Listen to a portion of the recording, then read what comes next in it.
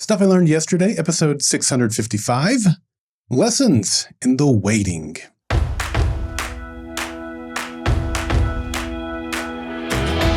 Welcome to Stuff I Learned Yesterday. My name is Daryl Darnell.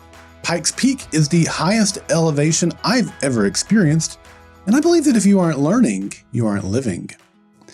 Jean-Jacques Rousseau famously said, "Patience is bitter, but its fruit is sweet." He's right. Patience is bitter. Navigating our career path is difficult and filled with all sorts of obstacles. I found this to be true when I was navigating my career at the store level of the company I previously worked for, and it was equally true when I moved to the corporate level of the company. It's probably no surprise that the last 12 years as an entrepreneur have brought tremendous navigation hurdles as well. In fact, this year has been one of the most difficult to navigate of them all. Difficulties and challenges come in all shapes and sizes. Some of them, perhaps most of them, are brought about by things out of our control. Perhaps it's our desire to control them that makes it challenging. We want things our way in our time. But is that truly what we want?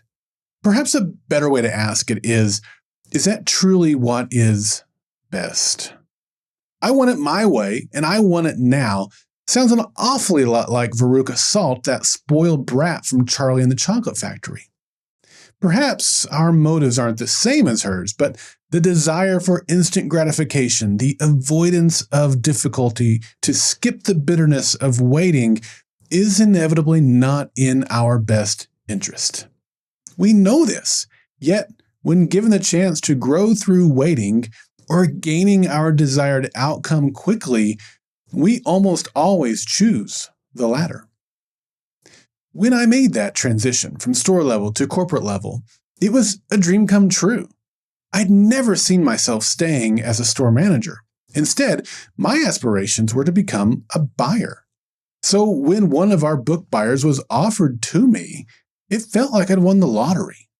Now, those of you who are longtime listeners know that those feelings of victory were short-lived. Just 18 months later, I was removed from that position and booted back out to the stores. And there were many lessons I learned during that time, some of which I've already shared, and some of which I'll be sharing later this year. But once I returned to the stores, I spent over 2 years in a sort of limbo pattern. And while I may have been in limbo, I wasn't waiting idly by to see what was happening next. I proactively worked on improving my skills and identifying new goals. But that's not today's focus. Now, while I was in that limbo stage, the company would often send me out to new store locations to help set them up.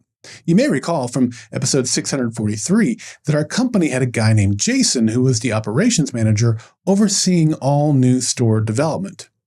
Well, by this time, Jason had been promoted to president, and a guy named Greg was overseeing new store setups. When Greg wasn't running new store setups, he was running one of our Oklahoma City stores, and the company had assigned me to that store.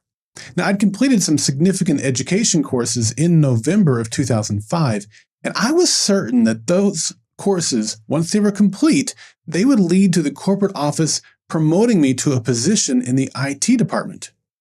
But those calls never came. So as springtime rolled around, I was growing impatient. Now, one day, Jason showed up to our store before opening and began asking me questions about the courses that I had taken and some other things related to the company. He was fairly vague in his info, but it was clear he was considering me for something. Soon after that, he took me to lunch, and we discussed things more. He mentioned he was creating a new role at the corporate office that would lead to a new department of the company, and that I was being considered for that job. Now, obviously, I was very excited. A couple of months went by, and we expanded the company into Colorado Springs, Colorado. Greg and I spent weeks in the city training the staff and setting up the new store. And on one of Jason's visits, he pulled me aside in the stockroom, and he let me know that I had been selected to take over the new role. After we finished up in Colorado Springs, he'd give me a call. The company had plans to relocate one of our Arkansas stores the following month, but I would not be used for that job due to my new assignment. So how does the saying go? The best laid plans of mice and men. I forget how it goes from there. When it came time to assign workers for the Arkansas store relocation, I was on the list. So I asked Greg and Jason about it and learned that I'd have to wait longer before the new job was ready. A month later, when I returned from Arkansas, the job was still not ready. More waiting. Finally, after another month or maybe 2, I got the call that I'd been waiting for. And showing up for that first day was exhilarating. The next several years of building my team and developing the new department was extremely rewarding.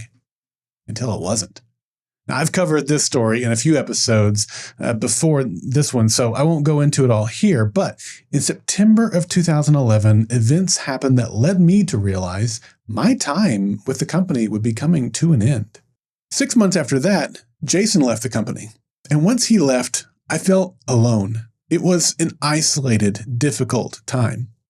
By the time he left, I was already actively planning my exit by building my own company, but it was taking a painfully long time to grow. It seemed like I was trapped.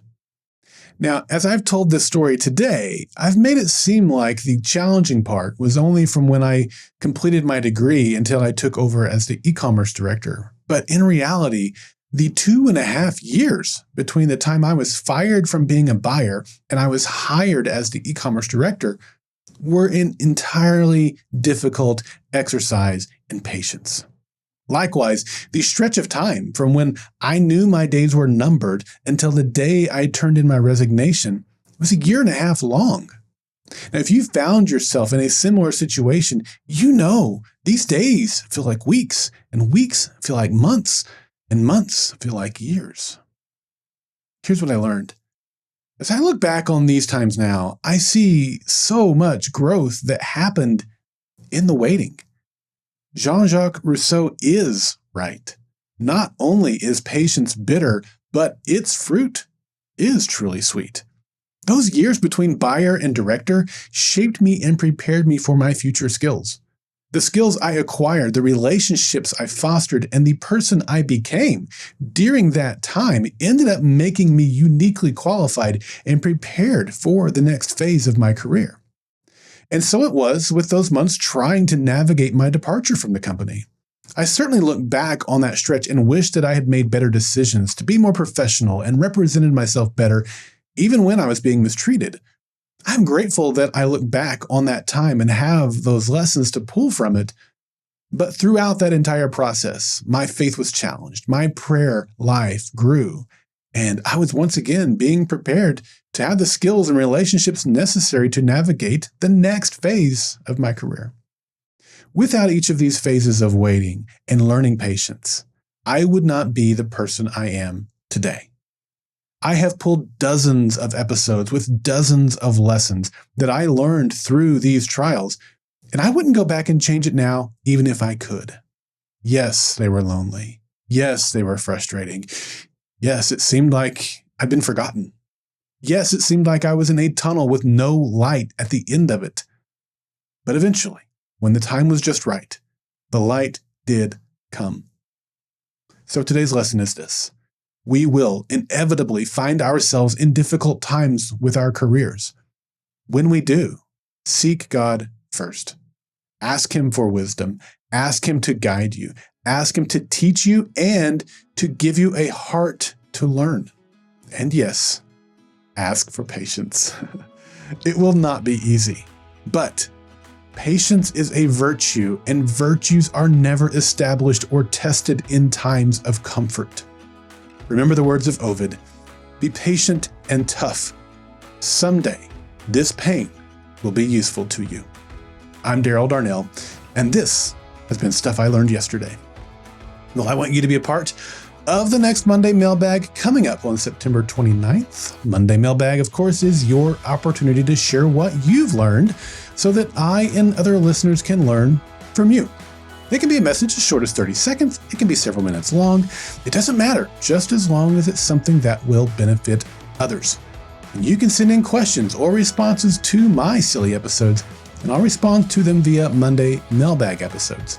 You can participate in Monday Mailbags by visiting the Golden Spiral Media listener feedback page at goldenspiralmedia.com/feedback, or shoot me an email at feedback@goldenspiralmedia.com.